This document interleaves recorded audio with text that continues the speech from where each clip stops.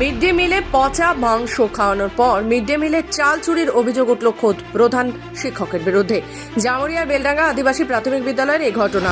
বিদ্যালয়ে পড়ুয়াদের জন্য বরাদ্দ করা মিড ডে মিলের চাল চুরি করার গুরুতর অভিযোগ উঠল প্রধান শিক্ষকের বিরুদ্ধে।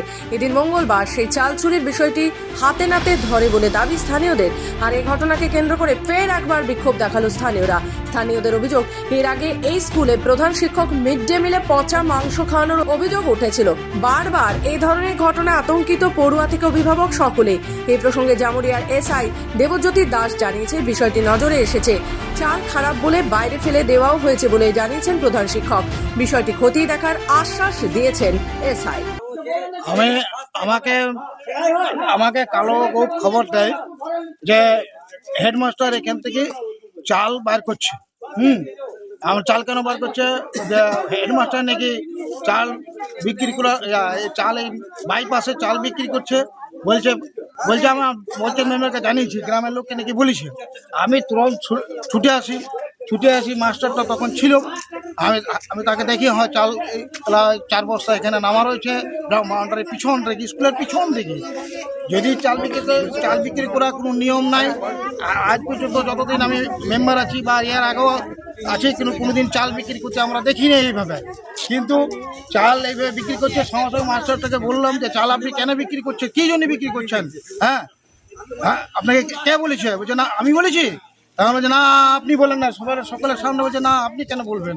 হ্যাঁ, আপনি চাল যদি বিক্রি করার সিদ্ধান্ত হয়, সেটা তো বিডিও সিডিও সব উপস্থিতিতে সার করে প্রশাসনিক হিসেবে যদি কোনো চাল বিক্রি হয় না, রিটার্ন হয়। আমি বরাবর চাল আমাদের এখান থেকে স্কুল থেকে রিটার্ন হয়, কিন্তু বিক্রি হয় না।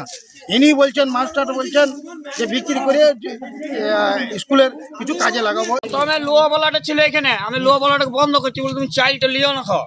ইয়ার এগু তো বলেছি, আজও বলো। তো তার সত্ত্বেও লোয়া বলার দাঁড়ানছিলাম, দেখলাম আমাদের গায়ে এখন অশান্তি চলছে। অশান্তি করে কোনো লাভ না, ফালতু লোয়া বলাটাকে মেরে দিবে চাবড়ায় ফাবড়ায়। ওখানে লোয়া বলাটা কোনো রকম বললাম তুমি এখন দাঁড়াও। তারপর দেখছি তো লোয়া বলাট চলে গেল। তারপর মাস্টার মশাই বলছে চাল তুমি এই ধারে কেন পাইক করছো? এর এগু তুমি পাইক করবে মেন গেটে পাইক করো।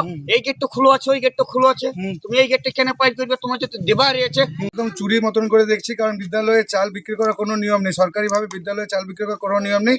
আজকে আমাদের বার্ষিক ক্রীড়া চলছে, আমাদের খাসকেন্দা মাঠে চলছে, আমাদের জোনাল সার্কেল স্পোর্টসটা চলছে। আজকে সার্কেল স্পোর্টস আজ চলছে।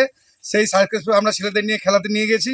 এখনই আমি এখানকার গার্জেন থেকে খবর পেলাম যে আপনাদের বিদ্যালয়ে চাল চুরি হয়েছে। আমি এখনই ছুটে আসছি। এই তো চুরিটা কে করছিল? আমাদের হেড স্যারের কাছে চাবি ছিল, হেড স্যারের কাছে। এবার হেড স্যার কিভাবে করেছে আমাদের জানা নেই। আমরা এখন বিদ্যালয়ের মাঠে ছিলাম, খেলার মাঠে ছিলাম। এখনই আমি আসছি। সাধারণ লোক যেটা বলছে চালটা খারাপ হয়ে গেছে বলে বিক্রি করছে, এটা কি করা যায়? কোনো নিয়ম নেই, বিদ্যালয়ের চাল বিক্রি করার সরকারিভাবে কোনো নিয়ম নেই। আবার ওই ভদ্রলোক হেডমাস্টার মশাই আমাদের এখানে যে মুখিয়া, ওনার নামে অভিযোগ করছে যে ওনাকে বলে। আমি কোনো কিছু জানি না, কিন্তু আমি বলতে পারি একজন টিচার হিসাবে আমাদের যে সরকারি নিয়ম আছে, চাল নষ্ট হয়ে গেলে সেটা আমাদের ব্লকে জানাতে হয়, তারা চাল রিপ্লেস করে দেয়। চাল বিক্রি করার কোনো নিয়ম নেই আমাদের। আসানসোল থেকে রাহুল পাসওয়ানের রিপোর্ট, খবর বাংলা।